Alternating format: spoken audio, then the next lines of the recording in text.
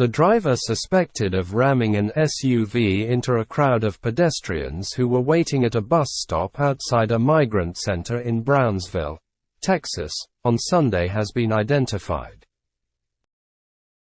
George Alvarez, 34, was behind the wheel of the Range Rover that struck 18 people, killing 8, outside Brownsville's Ozanam Center, a shelter for migrants and homeless people in the community, Brownsville Police Chief Felix Sauceda told reporters Monday.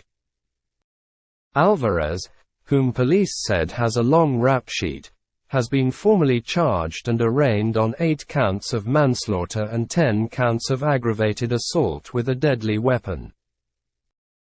He was already charged with reckless driving in the early stages of the investigation.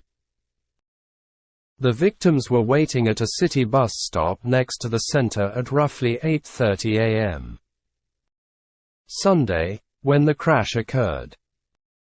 Alvarez ran a red light and lost control of the SUV, which flipped onto its side, before slamming into the crowd of pedestrians, Sauceda said. Officials are still investigating whether the act was intentional. Alvarez allegedly tried to flee from the crash scene, but several people held him down to prevent his escape, the chief said.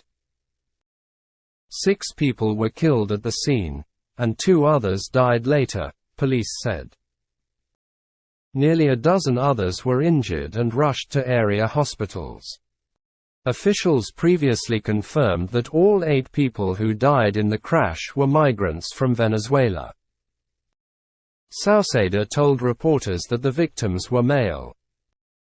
Alvarez received bonds totaling $3.6 million.